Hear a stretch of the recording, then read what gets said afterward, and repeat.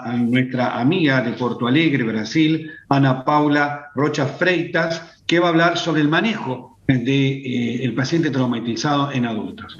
Bienvenida y comenzamos la exposición de Ana Paula. Hola, bueno, qué buenísima exposición de Camilo, ¿no? Muy buena, vamos a complementar un poco hablando de adultos, ¿sí? Bueno, ahí estamos. Entonces vamos a hablar un poquito sobre el atendimiento inicial de politraumatizado.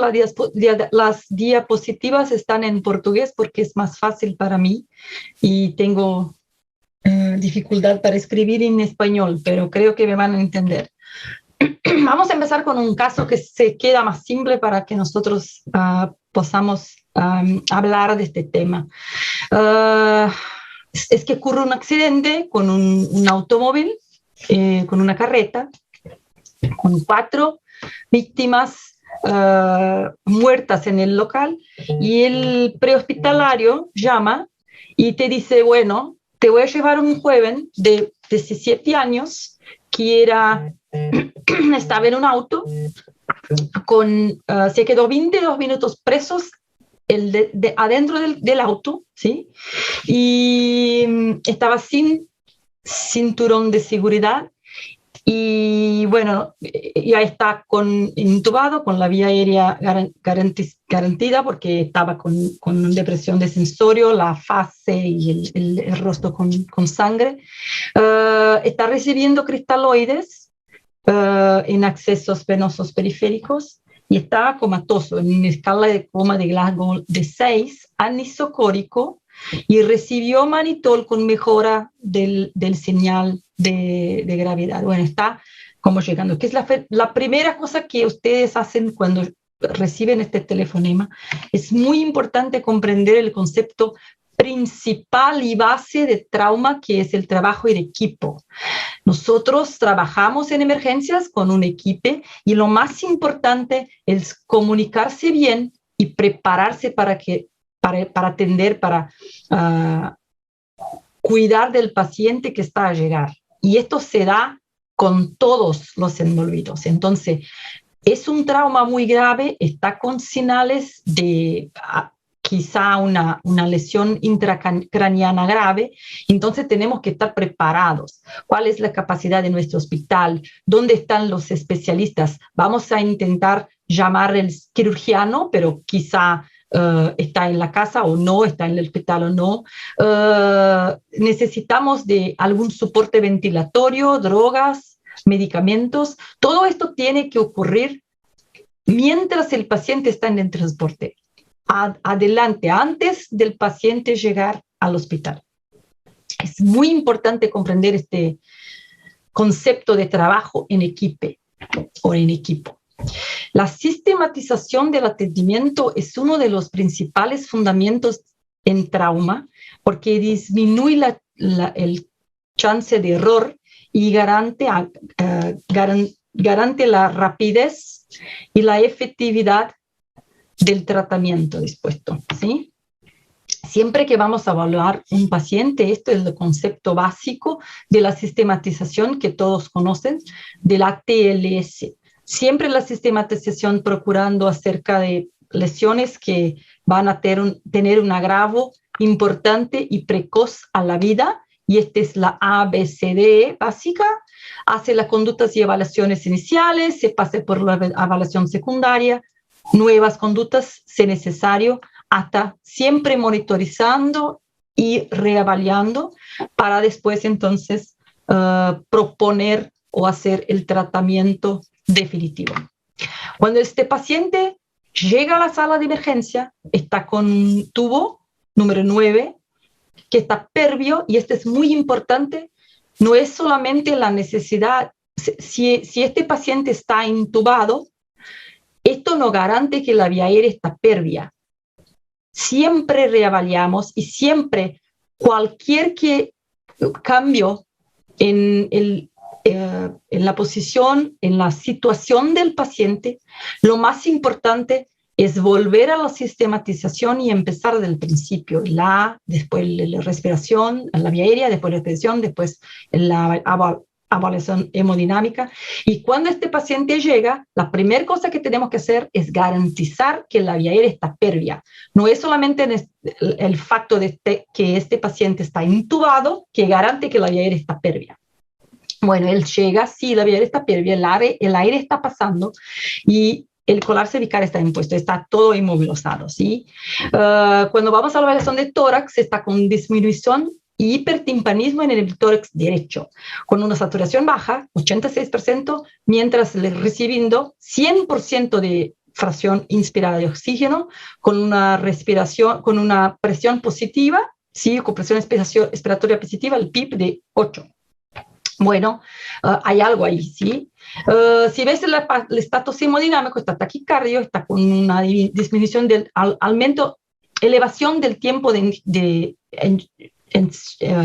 llenamiento capilario, ¿sí? Está frío, mal perfundido, pero no hay ningún sangramiento externo. En la parte neurológica está sedado con midazolam y fentanil y las pupilas están mióticas y está intubado, bueno, está en coma profundo. Se ve escoriaciones en la región frontal derecha con crepitación, entonces probablemente una fractura de cráneo. ¿Qué hacemos ahora? Esta es la primera pregunta. ¿Cuál es la primera conducta a ser tomada en este caso? Voy a darles 10 a 15 segundos. Ahí está. Bueno, 40% punción torácica, 28% evaluación diagnóstica con tomografía. Bueno, vamos a ver lo que vamos a hacer, ¿sí? Este paciente está con una dificultad, a ver, close. Uno de los principales fundamentos de atendimiento al trauma es que siempre vamos a tratar primero el que mata primero, ¿sí? La ausencia de diagnóstico no debe atrasar una conducta salvadora de vida. Y la historia o lo que hay de información acerca del paciente no es indispensable para empezarnos a tratar. Entonces, este paciente necesita una punción para alivio del neumotórax que hay en la derecha. Una de las principales causas de hipotensión o una de las cosas que puede estar agravando este caso es el fato del hemitórax derecho a presentar clínicamente ya una situación de posible neumotórax. Entonces hacemos eso antiguamente, lo hacíamos en el segundo espacio intercostal anterior en la línea hemiclavicular. Ahora se dice, ya ha cambiado, que el mejor es hacerlo en el cuarto o quinto espacio intercostal en la línea axilar anterior. Una otra cosa que ha cambiado un poco es que el drenaje no necesita drenos, ¿sí? Tubos muy largos. Se puede hacerlo no necesita ser 36 o 38 frames, pero podemos hacerlo con un poco menores. Entonces, hacemos la descompresión y vemos lo que va a acontecer con el paciente. Entonces, hasta después de la punción, la saturación mejora, entonces descomprimimos el neumotórax, pero queda hipotenso, queda chocado, está en shock, ¿sí? Bueno, está sedado en Glasgow 3, ok, está en shock. ¿Qué hacemos con un paciente en shock en la sala de emergencia? Resolvimos el problema respiratorio, pero tenemos un problema circulatorio, ¿sí? ¿Cuál es la próxima conducta? Hicimos la descompresión de quizá un neumotórax hipertensivo, mejoramos la respiración, la ventilación del paciente, satura mejor, pero ahora necesitamos abordar el shock. ¿Qué vamos a hacer? A ver, las respuestas. Administración de 2 litros de cristaloides. Bueno, sin más de 50% de las personas van a administrar cristaloides, ¿está bien? Y 22% administración de hemoderivados y ácido tranexámico. Vamos a ver un poquito sobre cómo hacemos el manejo del shock en el paciente politraumatizado grave, ¿sí? Un minuto, acá estamos. Bueno, la prioridad en la resucitación del shock traumático es encontrar y parar el sangrado, reverter la situación de shock y evitar o tratar la coagulopatía. Y esto es lo más importante. La coagulopatía en trauma es lo que mata a estos pacientes. ¿Lo hacemos como esto? Bueno, la primera cosa es tener por cierto, cómo está el paciente, y esto es un gráfico, una tabla que ETLS tiene por longa data, que es la clasificación de shock. Tiene muchos problemas, ellos sabían, y ya están incluyendo otras cosas que mejoran la avaliación, entre ellas el base deficit. Pero lo que pasa es que este paciente no tenemos el base deficit de ese paciente, tenemos que hacerlo clínicamente, definir shock clínicamente. Entonces el paciente está con la presión arterial sistólica baja, muy taquicárdico y con estigmas con baja perfusión periférica. Está sangrando, ¿y dónde está este sangre? Esto es lo que tenemos que decidir. La resucitación se basea no más en cristaloides, pero sí en hemoderivados o derivados de sangre, o acerca de sangre total. ¿Por qué es eso? Porque se ha observado que pacientes que reciben mucha cantidad de volumen como cristaloides, hemodilúen los factores de coagulación, peoran la hipotermia, y si buscamos la normotensión en estos pacientes como a costa de mucho volumen de cristaloides, podemos además peorar el sangramiento o el sangrado por mover los coágulos que están quizá evitando exsanguinación. Entonces, la base hoy del manejo del paciente politraumatizado grave es administración de derivados de sangre. La otra cosa que hacemos es la administración de ácido tranexámico. Voy a mostrarles un poquito más a frente, pero la resucitación basada en evitar la exsanguinación se llama resucitación con control de daños. Y los pilares son tres: la hipotensión permisiva, la resucitación hemostática que se dije, y la quirugía con control de daños. Bueno, la hipotensión permisiva es una busca de una mínima presión para garantizar la perfusión sin causar exsanguinación. Se puede usar cristaloides, pero en pequeña cantidad, evitando la sobrecarga de volumen y evitando el descalzamiento o movimiento de coágulos. Pero esta hipotensión permisiva es una puente para el tratamiento definitivo. Es temporaria, es para evitar la muerte por exsanguinación mientras decidimos qué vamos a hacer, cuándo vamos a hacer rápidamente el control de sangrado. Pero no se debe utilizarla cuando tenemos un traumatismo craneoencefálico grave. Y vamos a ver por qué. Y la otra cosa es que tenemos que tener mucho cuidado, porque las causas otras de hipotensión que no son hemorrágicas también pueden estar ahí. Entonces, es un poco difícil de definir la hipotensión permisiva. Se hace muy bien en el trauma penetrante, pero en el trauma contusión politraumatizado grave es, aunque ahora, una área un poco más nebulosa. Estamos aunque definiendo cuál es la mejor estrategia de hipotensión permisiva. Pero en este caso no vamos a tentar esto. ¿Por qué? Porque el paciente está con un trauma craneoencefálico grave. La resucitación hemostática, si esta vamos a buscar, es la base de la resucitación con control de daños, y vamos a usar derivados de sangre para mantener el volumen circulante sin peorar la tríade mortal o la tríade letal. ¿Qué es eso? ¿Se recuerdan? Es la coagulopatía de trauma se retroalimenta, se peora cuanto más hipotérmico y más acidótico se quede el paciente.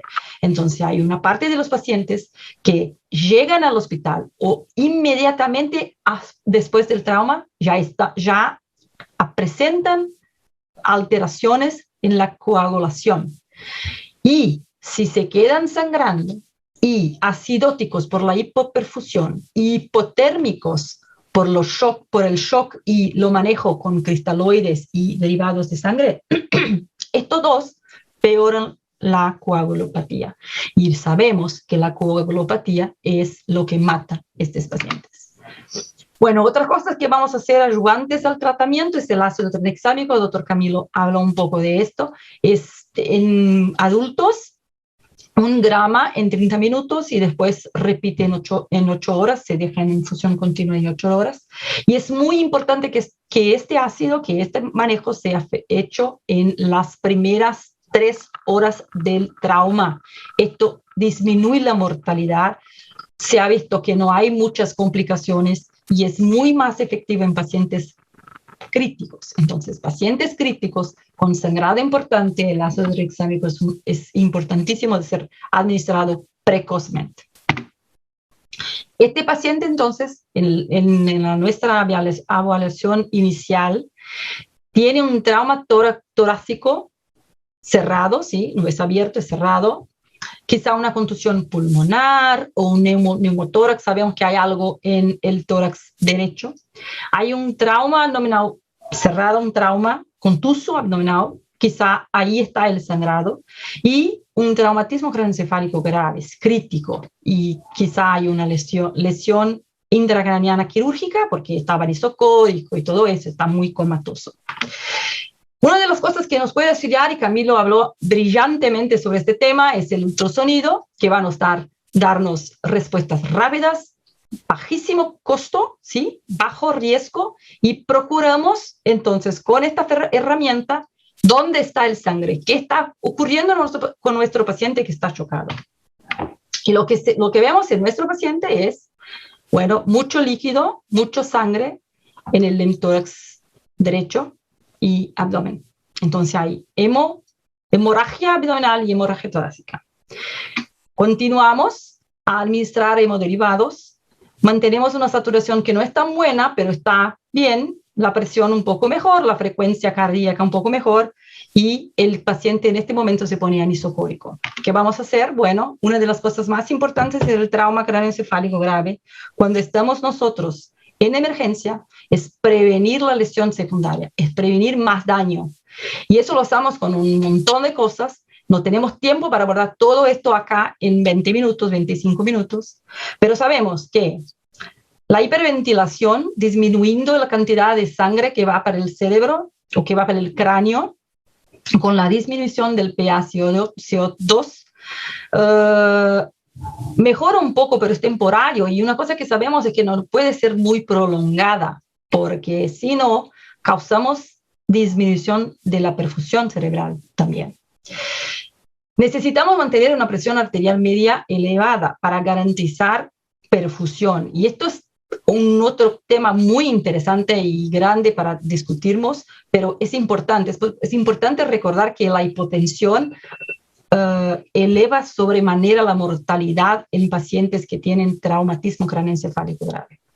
La sedación, mientras mucho tiempo atrás se usaba barbitúricos, si tenemos señales de hipertensión intracraniana, lo evitamos. Una de las drogas que más, o de medicamentos que podemos utilizar es propofol o otros, pero siempre recordándonos que estos medicamentos pueden bajar la presión arterial media y esto peorar la lesión. Entonces siempre es un equilibrio. El paciente con trauma craneoencefálico grave necesita mantenerse con sedación profunda y ventilación mecánica, pero cuidando para que esta sedación no afecte la hemodinámica de manera significativa.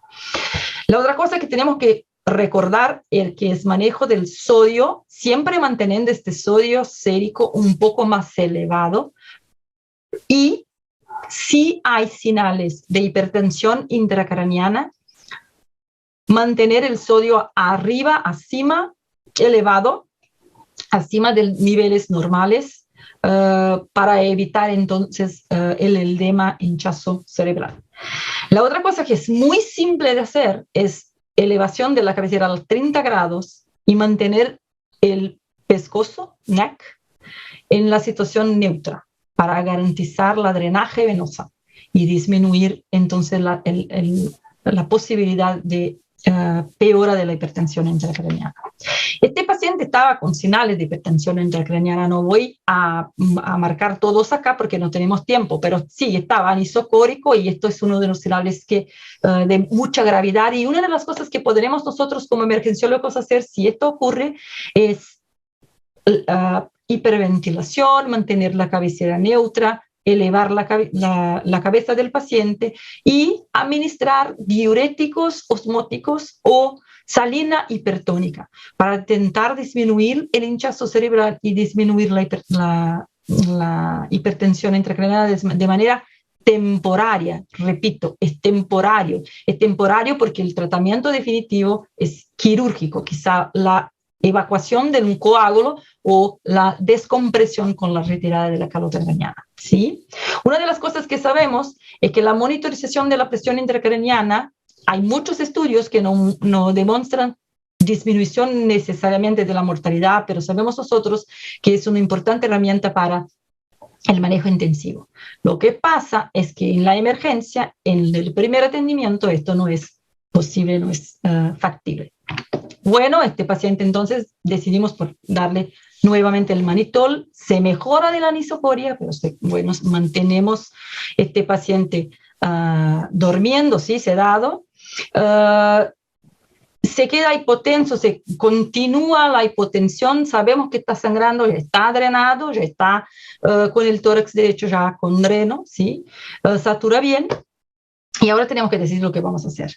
Y este es el momento importante porque lo que quiero hacer ahora es tener tiempo para discusiones de trauma, ¿sí? Entonces, este paciente, muchas cosas pueden ocurrir. Si no se queda bien con la resucitación inicial, es necesario llevarle al bloco quirúrgico, ¿sí? Para quirugía, porque se está sangrando. Entonces vamos a pensar, pero espera un poco, no sabemos qué está ocurriendo, no tenemos las tomografías, no sabemos lo que está ocurriendo intracraneano, necesitamos del neuroquirurgiano. No necesitamos, porque en trauma primero se trata lo más grave. Entonces, si este paciente no mejora con la resucitación inicial, este paciente tiene indicación de ir al bloco quirúrgico. Bueno, si se queda estable, si se resuelve o si hemodinámicamente se queda bien, tenemos tiempo para hacer exámenes para la evaluación secundaria, para definir lesiones y entonces garantizar si va o no al bloco quirúrgico con neuroquirugía, compuendo con el quirurgiano de trauma, ¿sí? Entonces, el resumen de la charla es que todo el paciente politraumatizado grave necesita una atención en equipo, la comunicación tiene que ser efectiva, el atendimiento de este paciente tiene que ser sistematizado y siempre recordarnos que el que mata primero debe ser abordado primero y evita errores y optimiza los recursos que tenemos. En el choque hemorrágico nunca esperamos por la hipotensión, por la PA disminuida, pero necesitamos conocer los señales de baja perfusión. La resucitación en la sala de emergencia es sangre, no es más cristaloides, es sangre. La prioridad siempre es encontrar y sanar y parar la fuente del sangrado. El ácido tranexámico debe ser administrado en los adultos hasta las 3 primeras horas del trauma. Y en el trauma craneoencefálico grave, la prioridad en el tratamiento de emergencia es evitar nuevo daño con manutención de sedación profunda, ventilación mecánica optimizada, la cabecera elevada con pescozo, con neck neutro, evitando cosas que peoran la hipertensión intracraneana como la hiponatremia, hipertermia, ¿sí? Porque la temperatura muy elevada, sabemos nosotros ya que peora la parte neurológica y la hiperglicemia, la glicemia la misma cosa. Y siempre cuidar los señales de hipertensión intracraneana con tratamientos agresivos, siempre recordando los temporales. Preguntas, discusiones. Excelente, Ana Paula, muy claro, excelente tu español, así que, digamos, y tus conceptos. Darío, ¿Me comprendieron bien? Perfecto. Sí, excelente, gracias. Tenemos algunas preguntas, Ana. La primera de Guillermina de San Luis, consulta si el índice de shock es útil para el manejo de los pacientes politraumatizados. Sí, perfecto esta pregunta. Es una de las maneras de que sabemos que el paciente necesita de derivados de sangre. Sí, el índice de shock, el ABC también son marcadores precoz de sangrado importante que necesita quizá transfusión maciza, que es una cantidad elevada de derivados de sangre en las primeras horas del manejo inicial. Entonces, sí, esto es una de las cosas importantes de ser hechas en la veda del lecho del paciente cuando él llega. Este caso que presenté no lo necesitaba, era casi que obvio que estaba chocado, pero sí, son herramientas o señales precoces de sangrado importante en trauma. Gracias, Ana. Pregunta Carlos de Córdoba, ¿cuál sería la secuencia óptima en la reanimación por fluidos? Bueno, siempre empezamos con un poco de cristaloide. Si el paciente se queda hemodinámicamente estable, y esto no necesariamente es normotensión, principalmente cuando no hay trauma cráneoencefálico severo crítico asociado. No necesitamos mantenerlo normotenso. Si recibe un poco de cristaloide y se queda estable, estamos bien. Si recibe un poco de cristaloide y no se estabiliza, si tiene índice de shock mayor que 0,7, si tienes índice ABC mayor que 2, sabemos que es un paciente muy crítico y que necesita de sangre. Entonces, precozmente empezamos con derivados de sangre para la resucitación hemostática de estos pacientes. El objetivo es mantener al paciente estable el suficiente para que va al tomógrafo para definir lesiones, o garantizar que no se quede muy coagulopata para precozmente, rápidamente, con el mínimo de intervenciones, con el ecógrafo quizá, sea definido que va para la quirugía, para parar el sangramiento. Perfecto, muchas gracias, Ana. Ana, Eduardo, Darío, un minutito. Sí, cómo no. Un poco la pregunta, acá Emiliano pregunta si cuando realizás la resucitación con hemoderivados utilizan 1-1-1, la relación 1-1-1. Sí. Hemoderivados en trauma hoy no es solamente concentrado papademasias. Hemoderivados en trauma es lo más cerca del sangre total posible, y esto se da para cada bolso de papademasia se transfunde un bolso de plasma y quizás 6 paquetes de plaquetas. Es 1-1-1.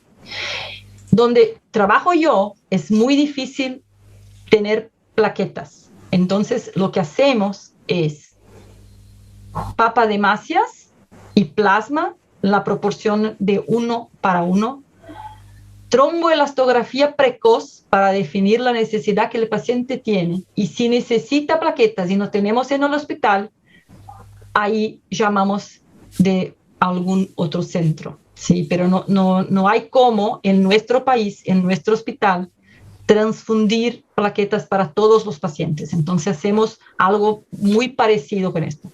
Pero en los estudios que estudian terapia de resucitación hemostática, lo óptimo, lo mejor para el paciente es precozmente en las primeras 6 horas del trauma recibir una composición de papademasia, plasma fresco y plaqueta en la proporción de 1:1:1.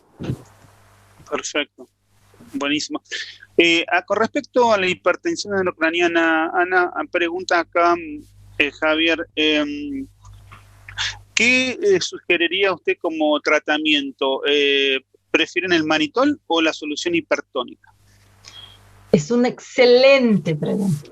No hay respuesta, no hay ninguno de los dos es mejor que el otro. Hoy día estamos teniendo cada vez más estudios que demuestran que la solución hipertónica funciona en la hipertensión intracraniana, pero no se demuestra superioridad al manitol. Entonces, es una cuestión de experiencia y de availability, posibilidad de uso, ¿sí? Una otra cosa que es importante recordar del manitol es que es un diurético. Entonces, por veces, si se usa muy seguido, un volumen muy grande, el paciente puede quizá un poco peorar de la parte hemodinámica, se está sangrando, ¿sí? Entonces, esto tenemos que tener siempre que es una complicación posible. Entonces, todo lo que hacemos es para intentar un equilibrio que ni siempre es fácil, por muchas veces es complicado, pero tenemos que saber lo que hacer. Bien. Aquí hay una pregunta con respecto, perdón Edgardo, la última, si te parece, o me parece interesante, que también inclusive vas a poder aportar vos junto con Ana. ¿Cuál sería la forma de secuencia de intubación rápida más acorde al paciente en trauma craneal? ¿Con trauma? Craneal, con trauma de cráneo. Todos los pacientes que necesiten intubación con trauma de cráneo, tenemos que recordarnos que la intubación eleva la frecuencia, la presión intracraneana.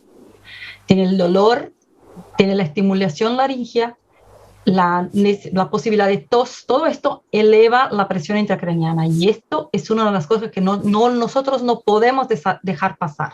No puede pasar con nuestros pacientes, ¿sí?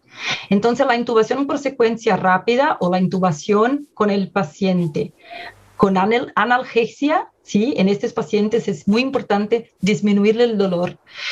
Con sedación profunda, efectiva, y con bloqueadores neuromusculares es fundamental para prevenir la lesión secundaria en el trauma cráneoencefálico.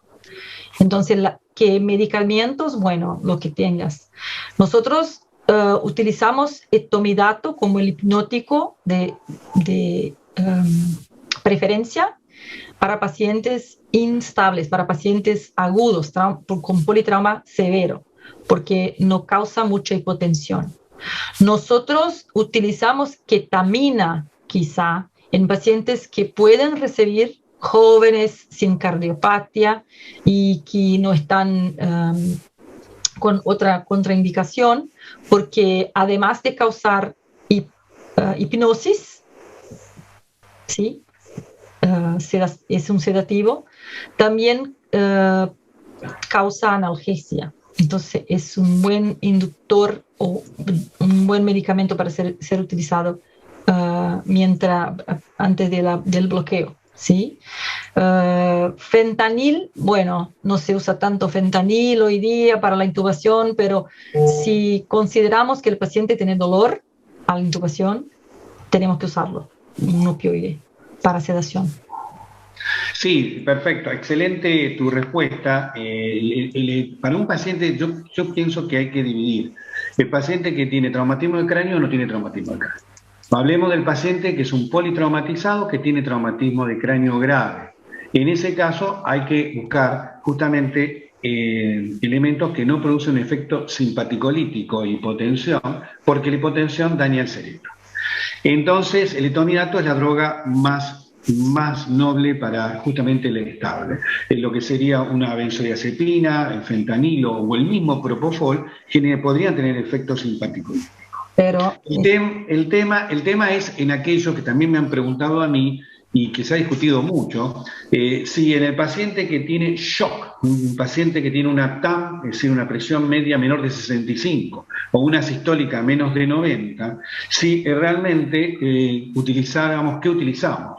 Y ahí se podría utilizar sin problema la ketamina, porque aunque secundariamente te puede llegar a aumentar la presión intracraneana, pero sabemos que justamente el flujo sanguíneo cerebral depende de la TAM. Si yo tengo la presión media baja, no va a llegar sangre al cerebro. Entonces, si yo le utilizo la ketamina y le voy a hacer la secuencia con ketamina en el paciente yocado. En el paciente no yocado, yo utilizaría el etomidato. Y si no tengo etomidato, tendría que tener mucho cuidado porque, como sabemos, así como la hipertensión genera el daño en el cerebro agudo, la hipotensión es mayor. Muchas gracias, Ana Paula, gracias, Darío. Ahora vamos a incorporar al resto del panel, por favor, Camilo, gracias, Fabián, Camilo, Marco, Javier. Vamos a a comenzar a hacer algunas preguntas. Yo voy a tener una pregunta antes de comenzar las preguntas de los panelistas hacia el doctor Marco Umaña. ¿Qué tal, Marco? ¿Cómo estás? Hablamos en un minuto una cosa interesante que tú haces en tu hospital, que en los pacientes de trauma es muy importante, que son los bloqueos guiados por ultrasonido. Contanos 2 palabras tu experiencia, Marco. Bueno, primero que todo, uno en trauma tiene que tener claro, digamos, cuál va a ser mi guía terapéutica, ¿verdad? Evidentemente, los bloqueos en trauma son una excelente opción, pero sí no debe desviar la atención inicial, ¿verdad? Siempre hacemos el A, B, C, D, y cuando ya usted sabe que va por la revisión secundaria, entonces usted perfectamente puede realizar el bloqueo. Entonces es una excelente, digamos que es una excelente medida terapéutica, sobre todo porque es digamos que muy difícil realizar las reducciones, ¿verdad? Entonces muchas veces, sobre todo los ortopedistas no tienen el cuidado, ¿verdad?, del dolor que le puede producir eso al paciente, y realmente realizar un bloqueo, ¿verdad?, va a quitar 100%, digamos, si lo logramos pegar bien, ¿verdad?, con experiencia, eso evidentemente lo va a ir dando la experiencia, entonces eso hace reducir el dolor casi que de un 80 a un 100%, y evitamos realizar, digamos que sedaciones. Entonces, por ejemplo, esos pacientes politraumatizados severos que tienen alteración del sensorio y que poner sedantes, ¿verdad?, para realizar una reducción, puede alterar más el sensorio, es una excelente medida terapéutica, porque va a hacer que usted no tenga que poner medicamentos intravenosos, sencillamente va a bloquear el nervio para poder realizar reducciones, ¿verdad?, en fracturas grandes. Siempre y cuando hay que tener en cuenta que es una medida terapéutica que, como todas, puede tener sus complicaciones, y dentro de esas son las intoxicaciones por anestésicos locales que puede resultar también contraproducente, ¿verdad? Entonces siempre tener a la mano la infusión lípica, la infusión de lípidos, que me va a ayudar a contrarrestar si esto pasara, ¿verdad? Realmente son complicaciones que, si usted tiene muy cuidado, van a ocurrir poco, pero sí siempre hay que tener esa medida que me va a contrarrestar cualquier complicación. Pero es una excelente medida terapéutica que me va a reducir sobre todo el dolor del paciente en la sala de reanimación. Importante siempre tomar en cuenta que esto no debe quitar el ABC inicial, ¿verdad? Perfecto, muy bien. Gracias, queríamos el aporte de tu experiencia, que él ha presentado en varios congresos, trabajo realizado en Costa Rica, justamente en la eficacia y la eficiencia que tiene hacer bloqueos con ultrasonido, disminuyendo la cantidad justamente de drogas que nosotros le damos para disminuir el dolor. Bien, dentro de los panelistas, digamos, quería hacer una pregunta, si alguno tiene alguna pregunta para Ana Paula o a Camilo que quieran realizar. Yo tengo una pregunta, Edgardo, para todos los panelistas. Perfecto, Fabián, te escuchamos. Ok, mi pregunta es la siguiente, Marco, Ana, Javier. ¿Cuándo ustedes pueden hablar un poco de la secuencia demorada o secuencia lenta de intubación en pacientes selectos en trauma? Mira, sí, lo que se refiere, Camilo, es lo que se utiliza la ketamina en dosis de 0,2, 0,3, 0,5 miligramos kilo, durante la preoxigenación, para mejorar la preoxigenación en los pacientes. Lo que se llama, esto lo generó Weinhardt, que lo publicó en el 2010, y empezamos todos a hablar sobre la secuencia de intubación, digamos, como se llama, retardada, que se llama en esto, utilizando la ketamina. Yo creo que la ketamina que ustedes utilizan en pediatría en muchos procedimientos, y que yo he aprendido en una época hace muchos años en los pediatras, usar la ketamina tiene 2 efectos muy interesantes. Uno, que no tiene efectos simpatoicolíticos, sino te va a hipotensar el paciente, y como decía Ana Paula, el efecto analgésico.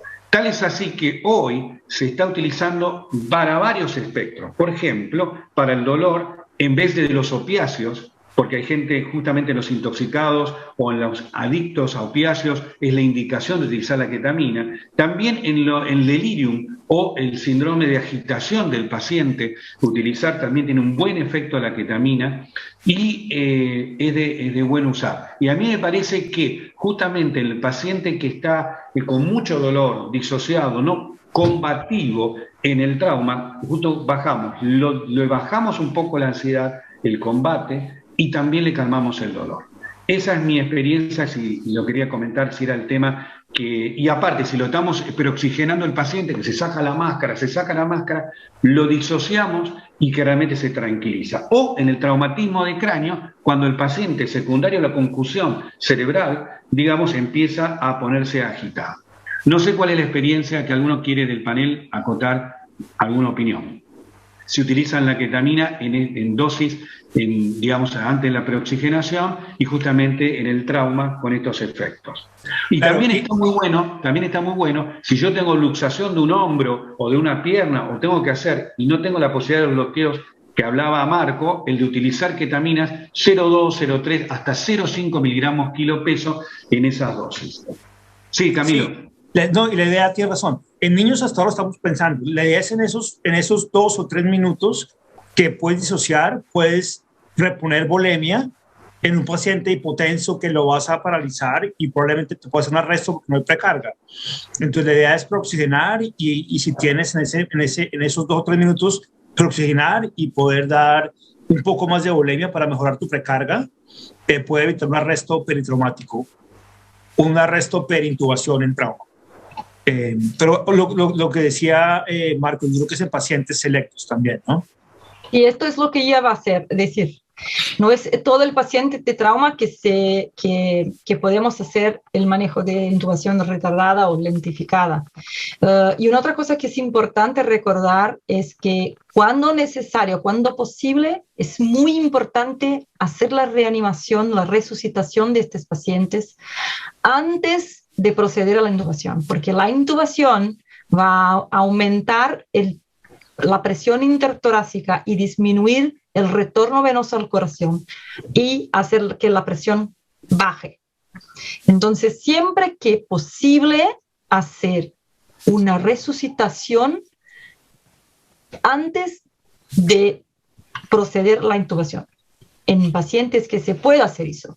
Si tenemos un riesgo a la vía aérea, si tenemos un riesgo a la ventilación, tenemos que hacerlo, vamos a hacerlo, si posible, y si es indicado, con una intubación lentificada, con una intubación retardada, bueno, para garantizar la hiperoxigenación. Y una de las cosas que podemos hacer, ni en todos los pacientes, y no sabemos cómo, aunque determinado en papers, es quizá algún tipo de droga para mantener la presión, no sé. En trauma esto no es estudiado o no está definido, pero tenemos que siempre recordarnos del potencial agravo de la hipotensión que vamos a tener cuando intubamos al paciente. Perfecto. Una pregunta, Javier. Javier, sí, querías decir algo. Sí, justamente quiero reforzar un poquito lo que acaba de decir la doctora Ana Freitas. Es justamente, ¿no? Tenemos que tenemos que individualizar al paciente, seleccionarlo de una manera muy apropiada, porque efectivamente en aquel paciente que obviamente tenga un compromiso hemodinámico y que podamos tener un control obviamente de la vía aérea de manera inicial, primero va obviamente el inicio de la resucitación y la reanimación, la reposición de la volemia, y en algún momento tendremos que darle lugar obviamente al manejo definitivo de la vía aérea. Acá de alguna manera se tiene poca experiencia, no es un medicamento que tengamos muy a la mano en los servicios de urgencias y en donde se han utilizado sobre todo en pacientes con trauma craneoencefálico, que es donde se tiene un poquito más de experiencia. Pero bueno, totalmente de acuerdo con los comentarios que han vertido.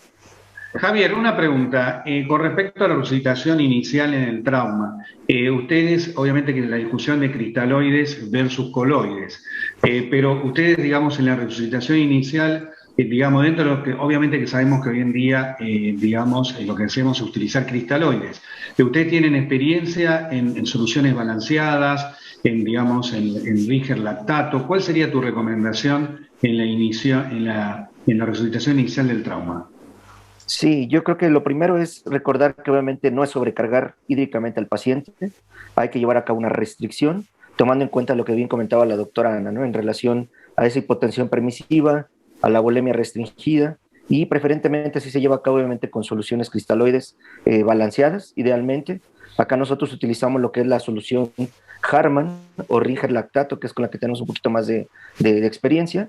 Y pues bueno, y obviamente también recordar que esto solamente es para la reposición inicial, tomando en cuenta que lo que se requiere en algún momento dado pues es la reposición de componentes sanguíneos, ¿no? Para mejorar obviamente la perfusión y todo el manejo que se le debe dar al paciente de forma integral con trauma. Sí, Fabián, te escuchamos, tu opinión. Bueno, buenos días, excelentes presentaciones de los dos, Camilo y Ana Paula, felicitaciones. Y creo que este es un tema que abre perfectamente una discusión acerca del manejo inicial del paciente politraumatizado. Y ese en que el ABCD del trauma es una mnemotecnia, en el cual hace que tengamos que el equipo que trata el paciente no olvide ninguno de los temas los cuales pueden matar al paciente. ¿A qué hago referencia? Que el manejo inicial del trauma es un manejo multidisciplinario e integral. No es que primero vaya a hacer la A, entonces vamos a intubarlo. Entonces, en ese aspecto, estoy completamente de acuerdo con la doctora Ana Paula, que primero tenemos que reanimar. No olvidar que tenemos un ABCD, pero eso es un manejo integral. Y es como la primera pregunta que le puedo enviar a Camilo.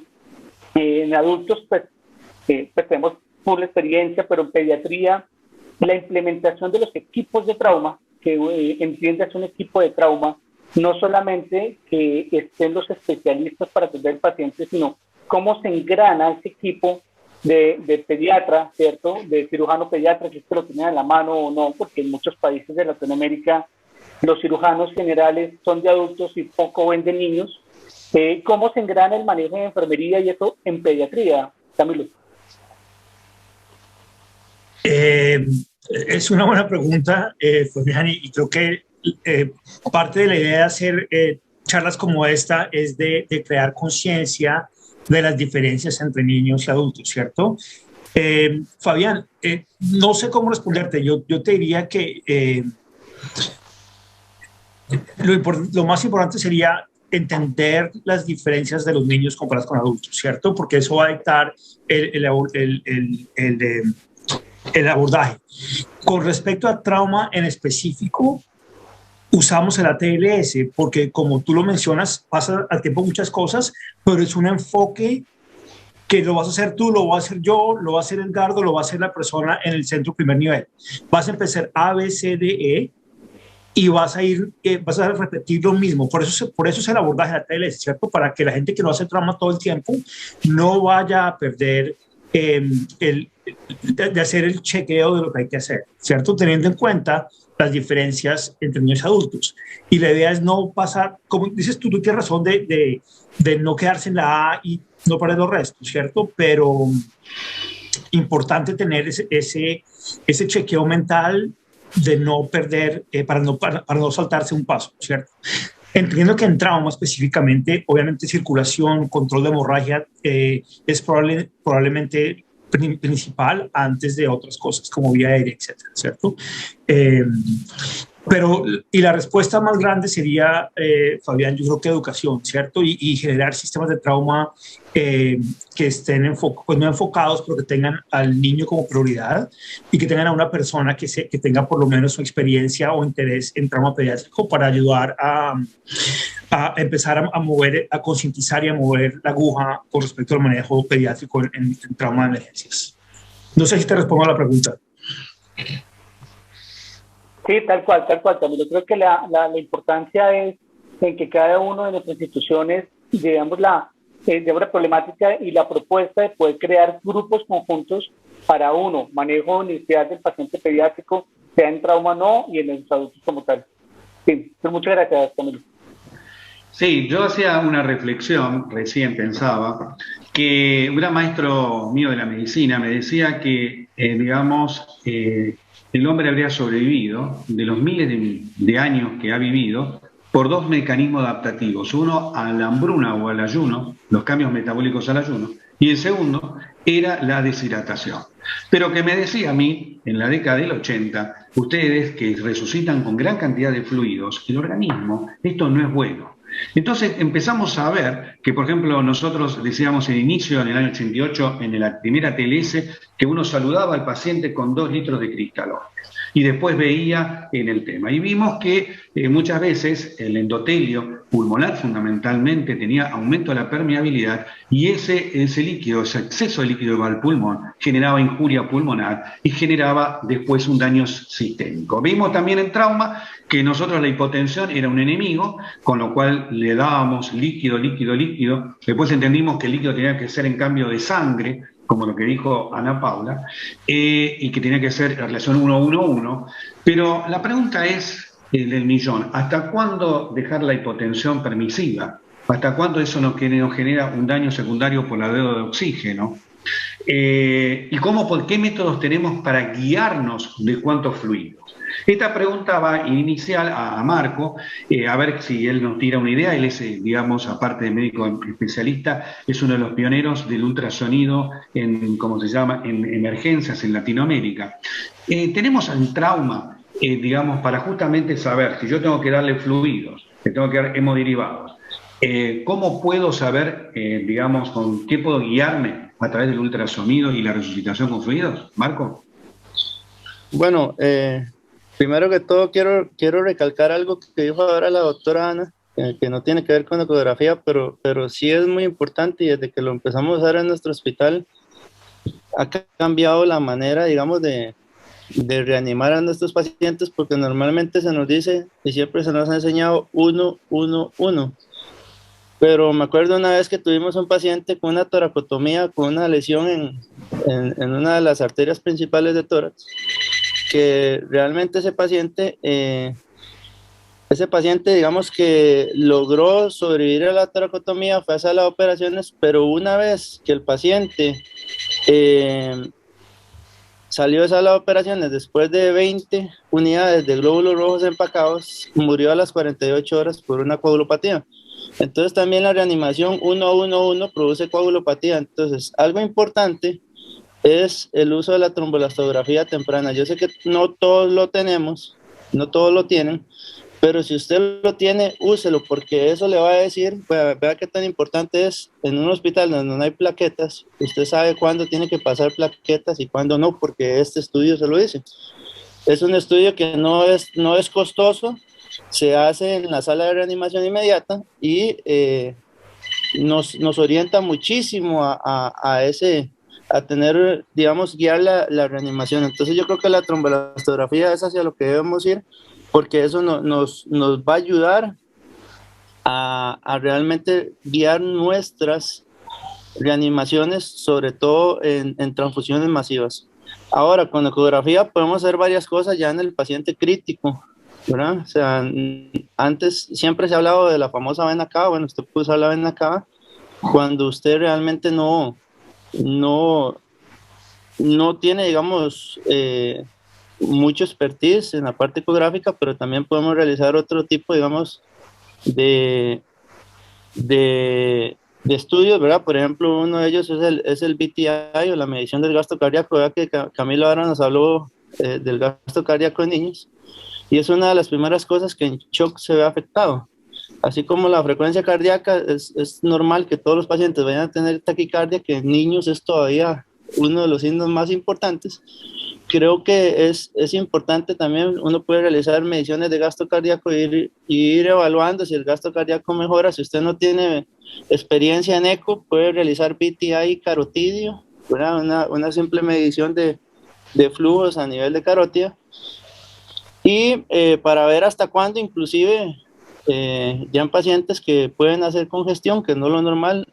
Últimamente se está hablando del VETSUS, ¿verdad? Que es un estudio que usted mide si hay congestión en las principales venas, y con esto ve la compliance de las venas, y con esto puede realmente saber si ya estamos llevando al paciente a congestión o no.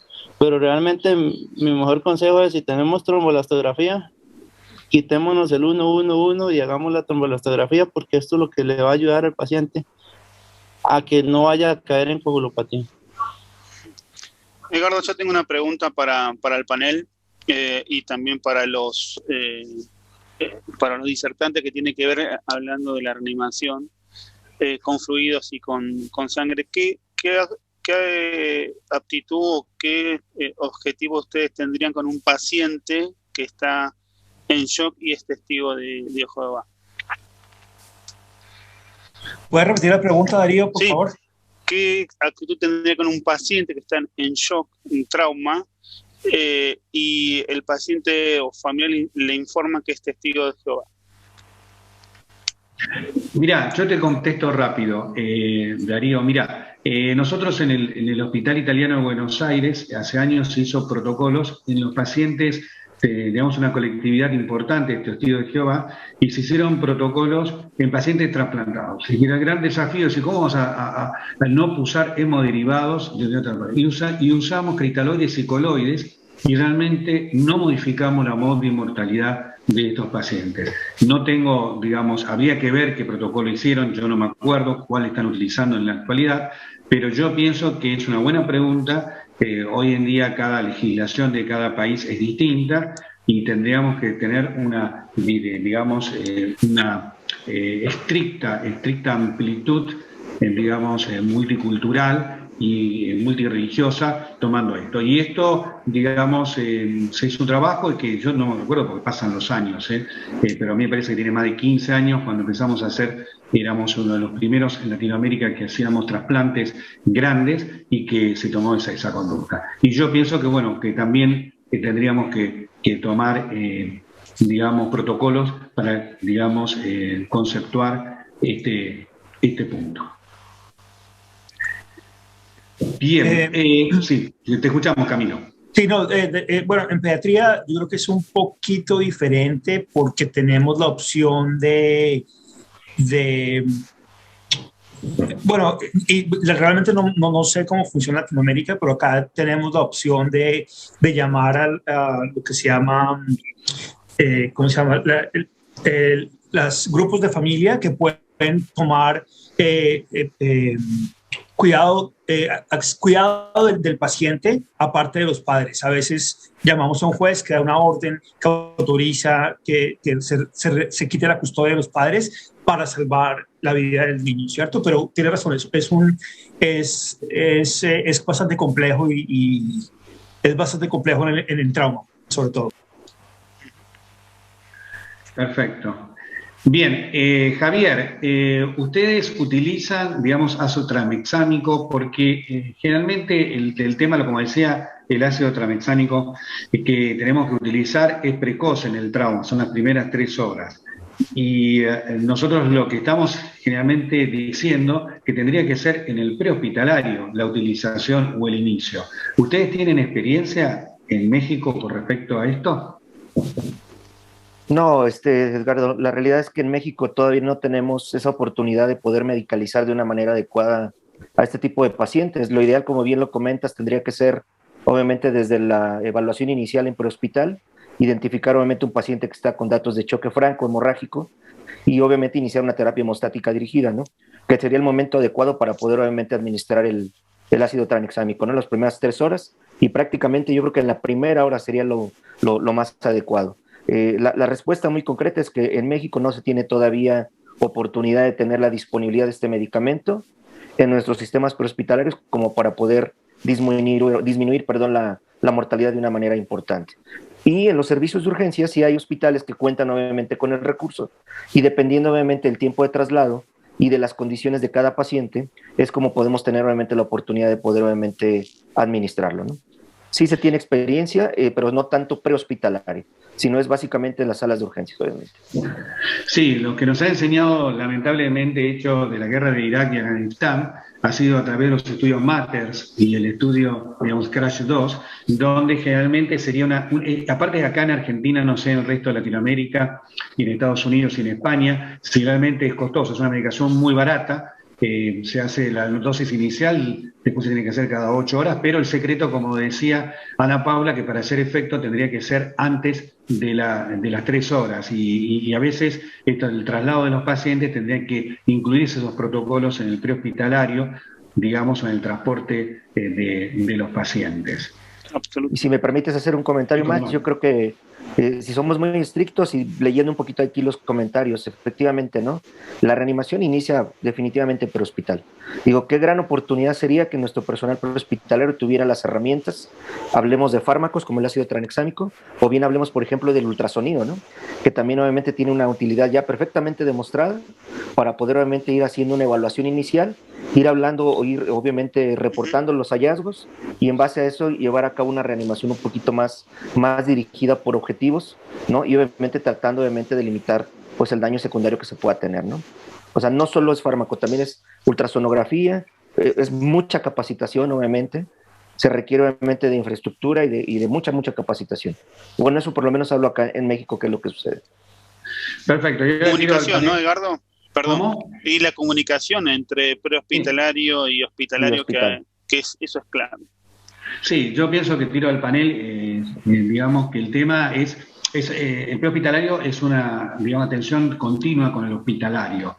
Bien, pero cada uno de nuestros países tiene sistemas diferentes. En algunos hay técnicos, hay otros hay médicos, y realmente la capacitación de cada uno, mismos en Estados Unidos, sé que no es lo mismo en diferentes lugares la capacitación del prehospitalario. Pero también discutimos el tema de qué hacer. Digamos, lo del trauma lo llevamos directamente, levantamos y llevamos directamente, o y reiniciamos la resucitación en la escena. Es otra pregunta y muchas veces yo la contesto cuando me la hacen, depende de la capacitación del que está en la ambulancia y de la decisión. En realidad tendría que ser una persona que tenga experiencia y capacitación para tomar esa elección, de resucitarlo o llevarlo y levantarlo rápidamente. Fabián, ¿querías decir algo? Sí, esa parte que acabas de tocar es muy importante, porque tiene que ver con el modelo del sistema de emergencia en salud de cada uno de los países de los modelos latinoamericanos. En mucha literatura hablan sobre dos modelos de sistema de emergencias médicas, que es el anglosajón y el franco-germano, pero en muchos de ellos hablan también de un tercer modelo, que es el modelo latinoamericano, que es un modelo mixto. Y esto es importantísimo porque sabemos que la sobrevida de los pacientes de traumas dependen del tiempo. Y entre más rápido instauremos el tratamiento, como bien decía Javier, guiado por ultrasonografía, el uso de administración de medicamentos tempranamente desde APH, pero también teniendo el personal entrenado, ya sea personal médico o personal paramédico. Entonces creo que es importante, depende del sistema de emergencias que estemos pues metidos, pero en Latinoamérica es un sistema mixto. Perfecto. Bueno, faltan 2 minutos ya para finalizar. Sí, la última comentario. El comentario, obviamente, como puedes ver, yo soy el único pediatra dentro de todos los emergentólogos y mi comentario iría a tener en cuenta la importancia y las diferencias de los niños en ese tipo de programas. Entonces, cuando estén armando sus sistemas de trauma, pensar en las necesidades de los chicos también. Entonces, obviamente, creo que es nuestra labor y estamos tratando en Latinoamérica de impulsar un poco más emergencias pediátricas, con Sociedad Latinoamericana de Emergencias Pediátricas, etcétera, pero tener eso en cuenta en sus respectivos lugares. Okay, recuerden, los niños no son adultos chiquitos. Perfecto. Bueno, muchas gracias, Camilo. Sí, lo que le quiero agradecer, en especial a Ana Paula, tu excelente participación. Es secretaria de la Asociación Brasilera de Medicina de Emergencias. Doctor Camilo Gutiérrez, un placer, espero verte pronto. Fabián, también un placer. No vamos a discutir cuál es el mejor café, si el de Costa Rica, el de Colombia, el de Brasil, porque a mí me gustan todos. Todos. ¿Cómo se llama? Así que no vamos a entrar en polémica. Muchas gracias, Marco, como siempre, por tu experiencia. Javier también está muy bueno. Y les quiero decir que, por favor, a todos los participantes sería muy importante que, ¿cómo se llama? Ahora hay una encuesta al finalizar, que escriban la encuesta para justamente nutrirnos. Darío, muchas gracias por tu participación. Espero verte el sábado que viene. Y les quiero decir algo rápido antes de finalizar. Vayan pensando para el próximo sábado, que vamos a hacer una encuesta especial al final, de qué temas y qué invitados quieren ustedes si hacemos el tercer curso. Eso sería importante, es un feedback entre nosotros.